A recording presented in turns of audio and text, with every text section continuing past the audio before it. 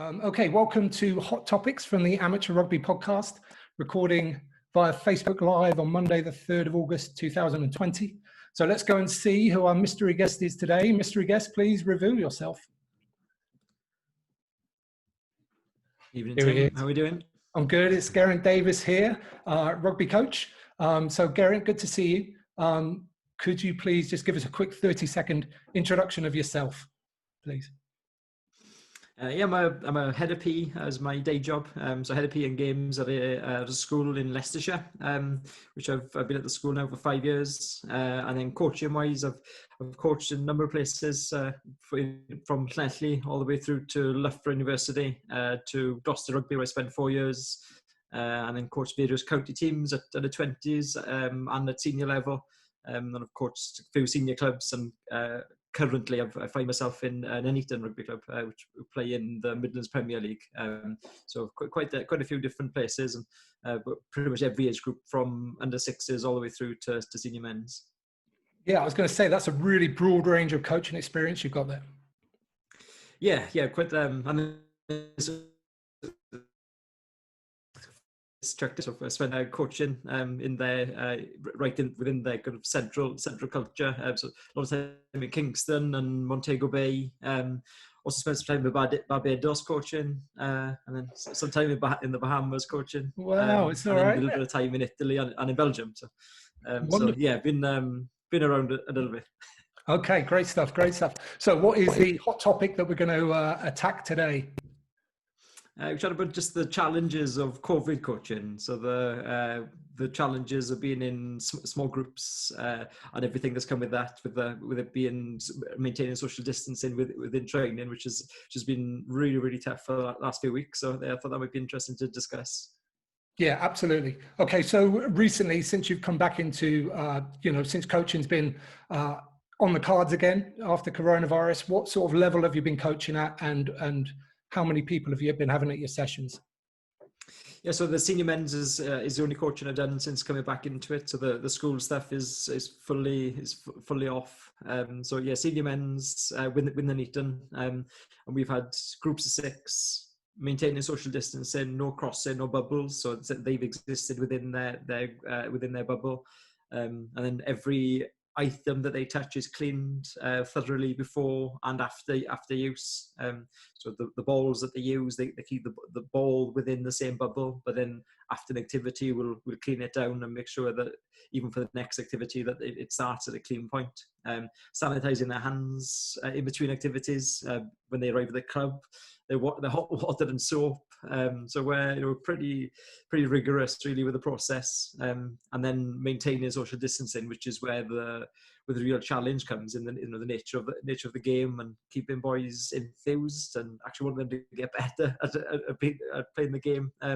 So that's something I've enjoyed that as well. I mean, that's a challenge, but I've also really enjoyed thinking up games and activities that get your kind of conditioning volume, but also have some kind of I suppose it's more interesting than just running up and down the pitch, as well as getting some skill development in there. Yeah, for sure. So they have to maintain social distancing even within their pod of 6. Yeah. You're not allowed face to face, so direct face to face, and then maintaining social distancing within reason. So we even we're not allowed to do touch rugby in any way, so we don't do any form of contact between players.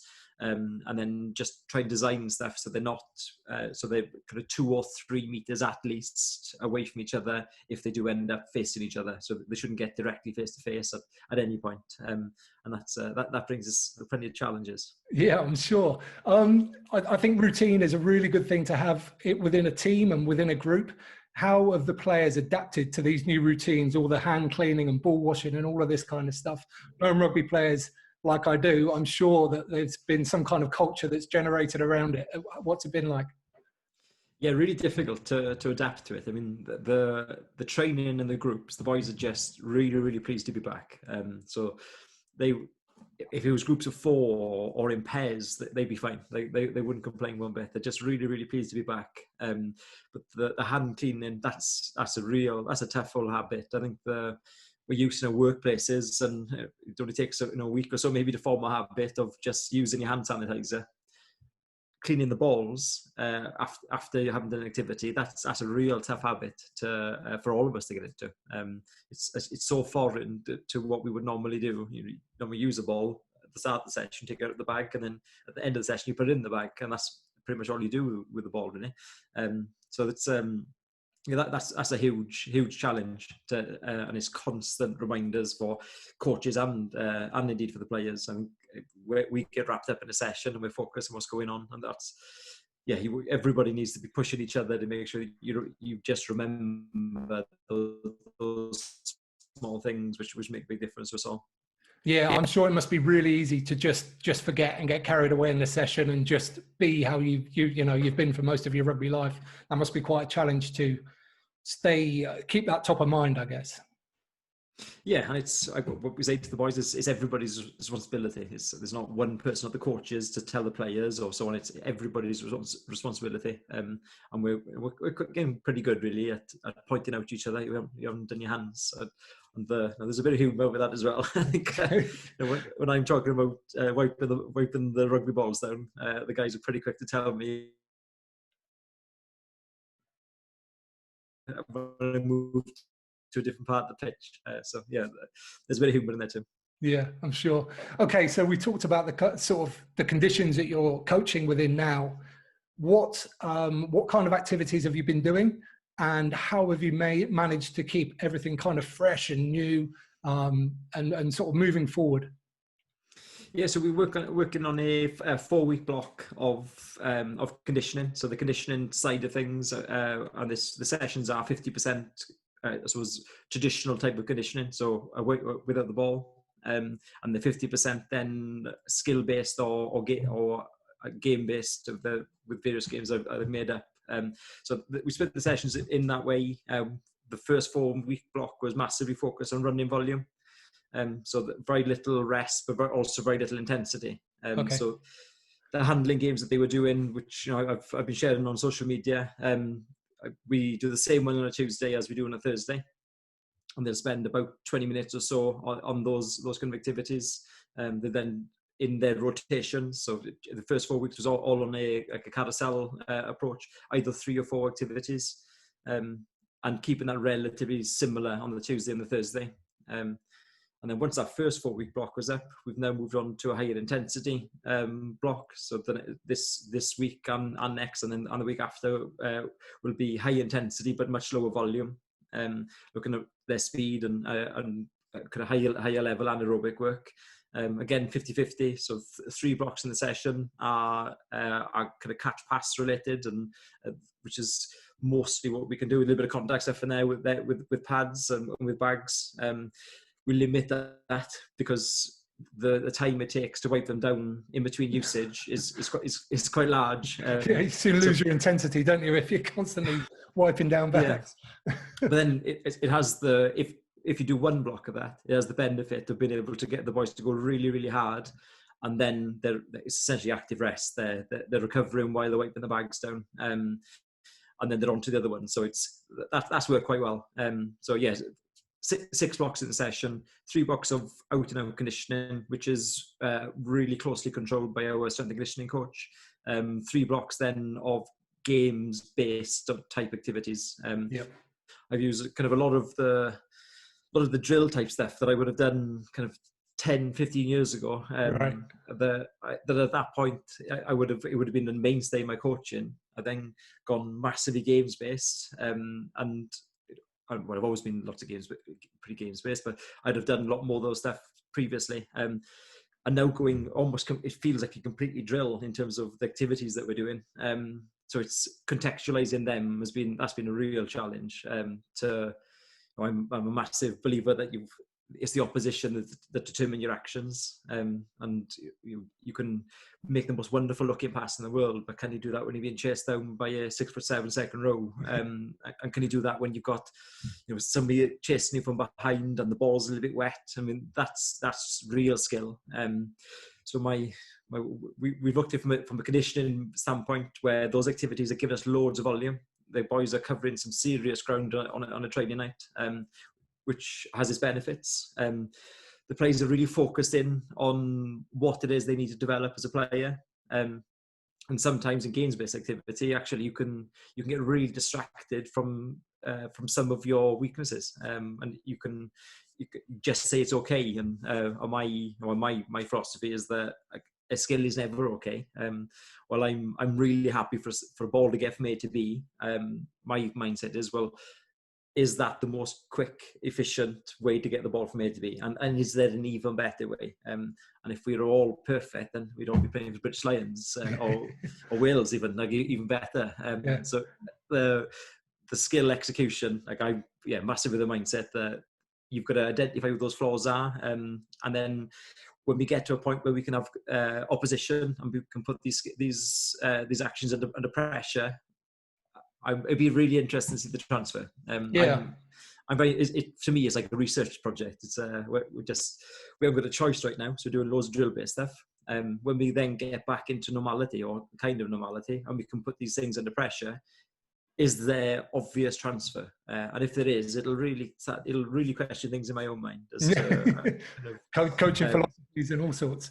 Yeah, very much so. So it's definitely challenged a lot of fairly deep-rooted philosophies of. So, yeah, there'll be some benefits in this somewhere. Yeah, just lost you for a second there. I think, got you back. Okay. So you mentioned the amount of volume that you're getting into the lads. What kind of condition did they turn back up into when they came back training? Were they all in good nick, or did it look like they'd had 4 months off, or what? The boys were in ridiculously good nick. Yeah, I've never seen genuinely. I've coached at a lot of different levels, and coached at National 1 at Premiership Academy, and these boys have come back in better shape than any players I worked with previously. With the odd exception of odd individuals within groups, there's always the odd individual come back and you just think, what's this guy been up to for the last 3 months? As a group, they've come back in very, very good nick, which was testament to them. I think finishing the season early, we were in a really good place as a group culturally. We were in a really good place at the end of last season. So for them to be cut short, the guys are just desperate to almost kind of make up for that lost time. So they've gone away, they've rested their bodies in the contact sense, and lots of them needed that rest. But the kind of physical conditioning of strength, speed, they've come back in very good nick. So it's actually shocked us, and we've upped our intensity because of that. So really, really good place. Right. Okay. Awesome. Now you're talking about training in 4-week blocks there. So that's essentially periodization. How are you planning that? How many scenarios have you got in your mind about when you're actually going to get to a first game? Because obviously that's an unknown at the moment. So have you got kind of different plans depending on what happens in the next few weeks and months? Yeah, this period now, so this kind of mid-August to the end of August has been our kind of hinge point all the way through. So we decided that an 8-week preseason is what we would normally get. 8 weeks is never enough at preseason, but you've got to give the boys enough time off. Essentially, some of the boys only actually get a month off normally, because they play county rugby until the end of May, and then they basically get June and they're back in July. So our mindset was that 8 weeks is never enough. So let's take it that we've actually got the preseason that we would always want to have, which would be 12 weeks. We take the first 4 weeks as we would do any preseason. We take the start of this block as we would do any preseason, and then my instinct all along has been the week beginning the 10th of August would be the hinge week. If there's change that week and we can step up the numbers, then we keep on working for what we think will be a mid to end of September start, at least for a 2-week kind of fully contested preseason. If that doesn't change, then we'll start to vary what we do.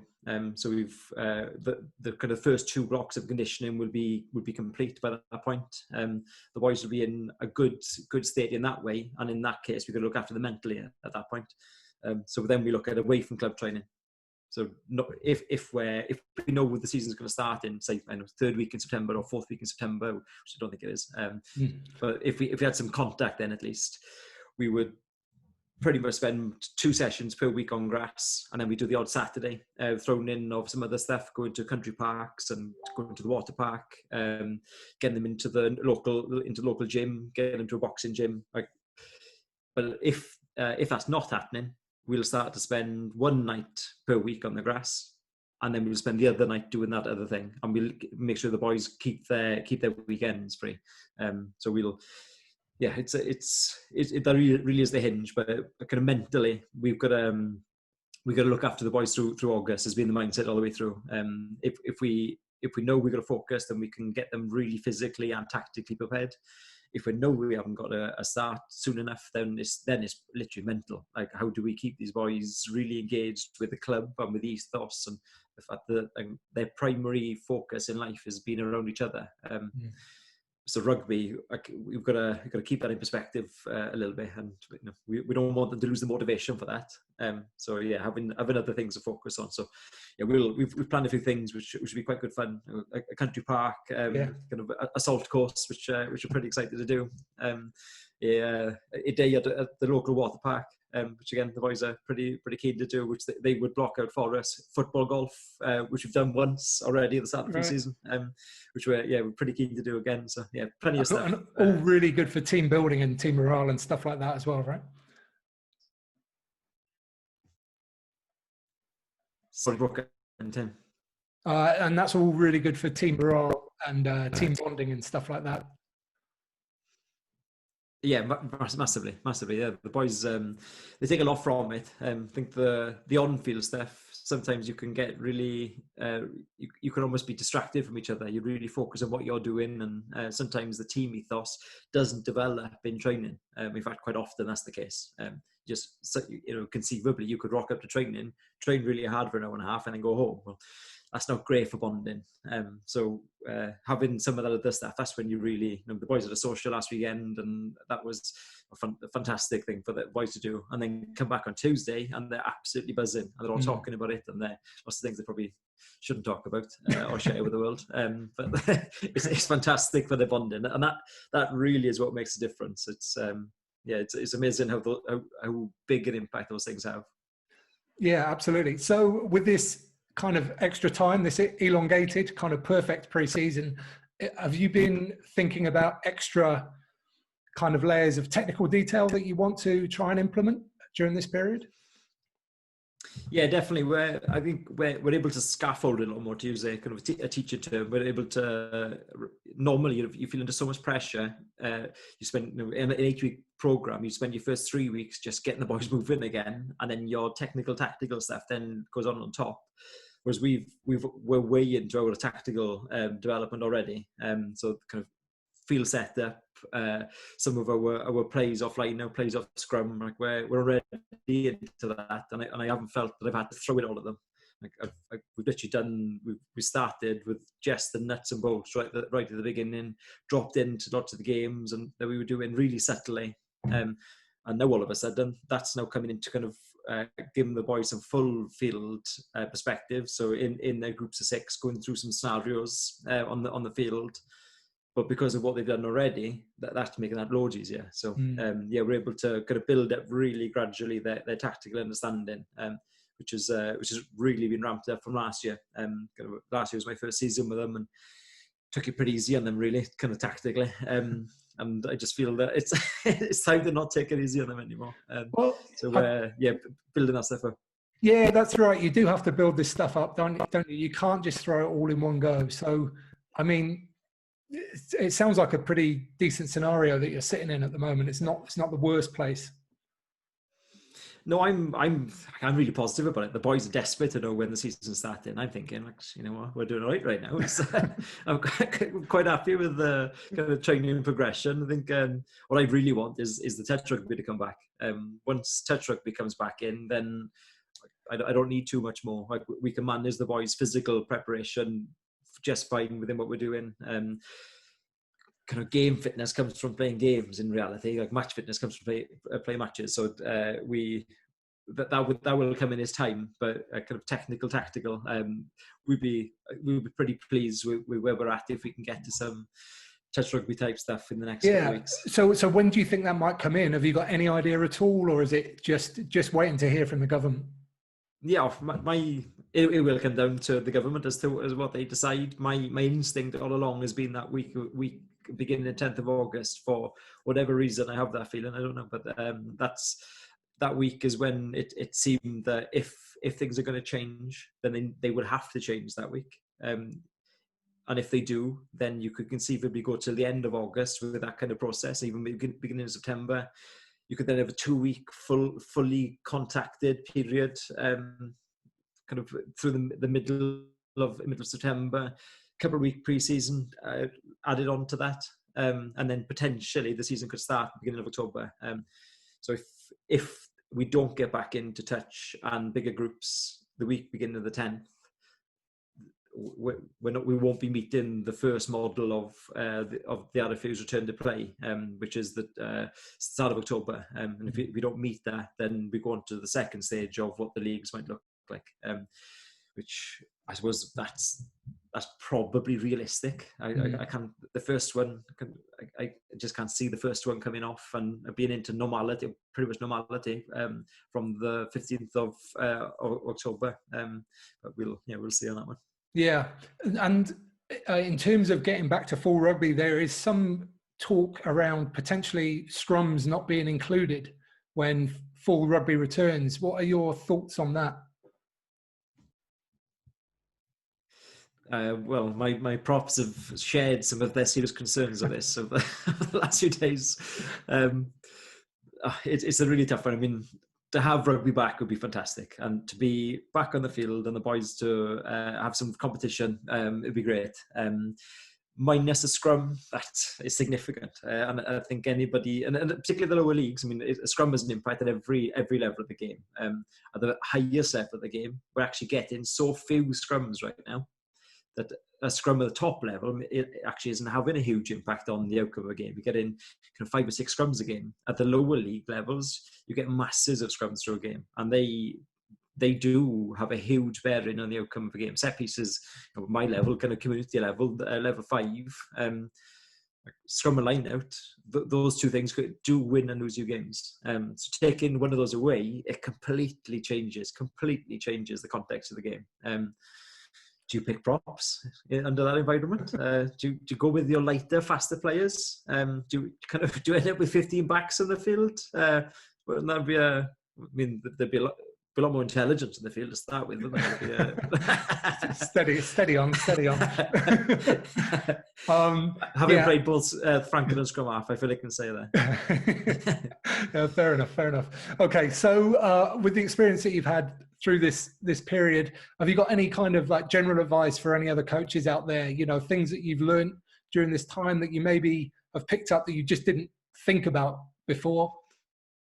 Yeah, I think the leadership from the players. I mean, that's something that's really shone through during pre-season. We've got a designated leader with each group of 6. So rather than the coach makes up one of your 6, and what I didn't want to do was kind of end up with 3v2s constantly within the games we play in. So thought if we keep those boys in groups of 6, make sure there's a leader in there. They know exactly what the session is. So type up the session plan, make sure it's as clear as I can possibly make it. Make a video of the games, and then make sure they've got a video so they can see what they're doing and the activities.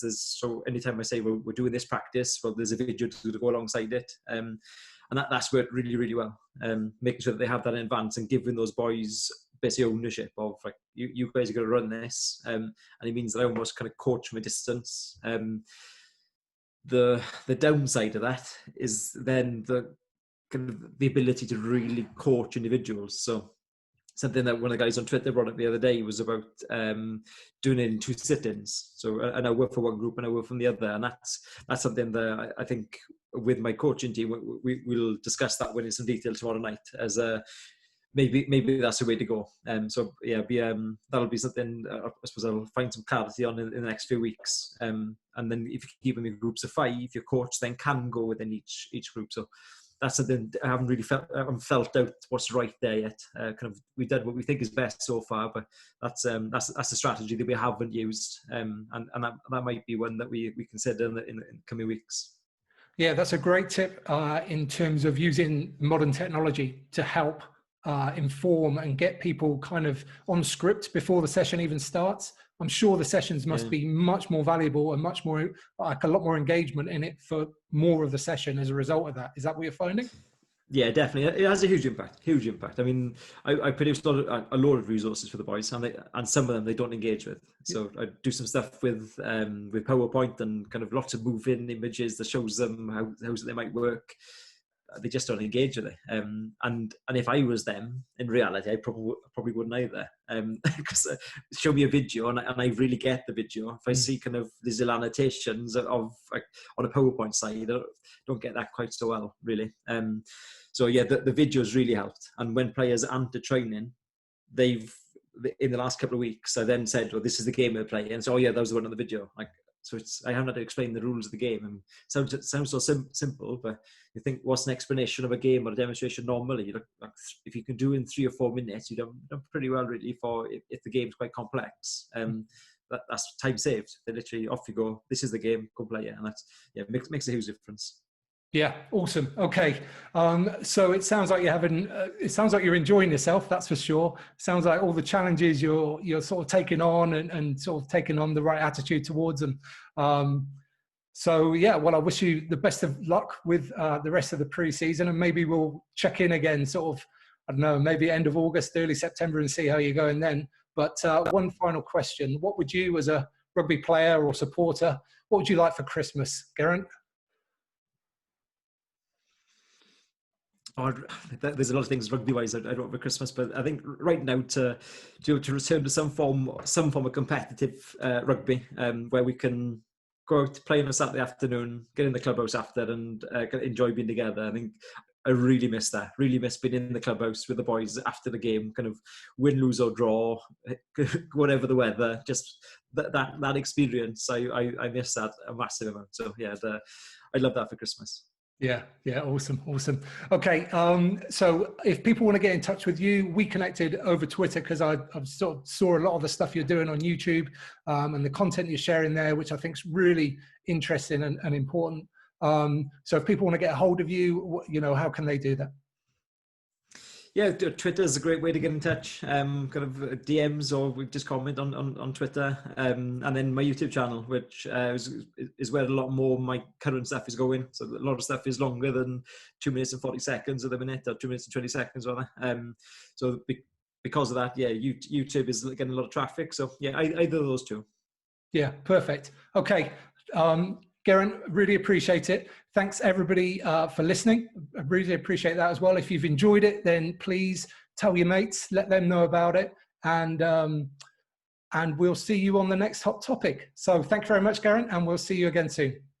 Bye, everyone. Take care.